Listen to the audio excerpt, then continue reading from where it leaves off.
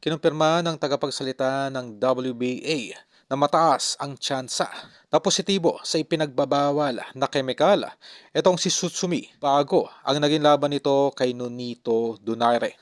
Ayon sa tumatayong physician ng WBA ay imposible po na sa isang fighter na pagkatapos daw ng laban na kung saan ay literal pong nabasag ang ilong nito.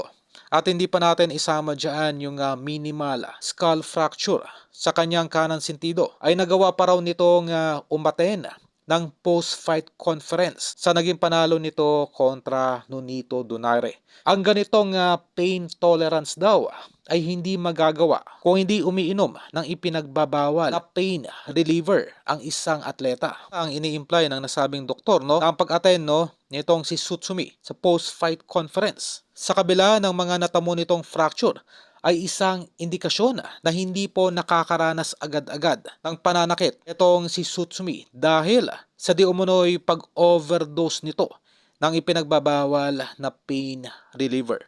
Well, kung mapapansin nga naman hanggang sa 12 rounds, mistulang hindi po iniinda itong si Tsutsumi ang kanyang mga fracture na nakuha nito sa 4th round pa lamang nang naging laban nito kontra Nonito Donaire. Well, kilala po ang bansang Japan sa pag-abuso ng substance na tinatawag na pain reliever. Ayan po ay isang open book na sa kanilang bansa na kung saan ay limitado po yung sanction na ipinapataw. Mapapansin ay hindi na po sila dumadayo pa sa ibang bansa.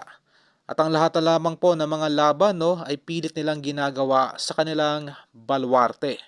Well, kung magiging truthful itong doktor ni Tsutsumi ay maaari po makakuha ng sample ng findings itong pamunuan ng WBA upang ma-verify. Ito nga si Tsutsumi ay sa ilalim ng overdose ng pain reliever during ng laban nito kontra Nonito Donaire. Kung ang nasabing sample man ay makukuha ng pamunuan ng WBA ay maaari pong mabaklasan ng titulo all at once itong si Tsutsumi at either maging no contest or maibigay ang titulo dito kay Nonito Donaire. Gusto lang malabo po ang mga nasabing options dahil obviously ang tumingin na physician dito kay Tsutsumi nag-opera dito sa mga fracture ni Tsutsumi ay isa ring kapwa Hapon.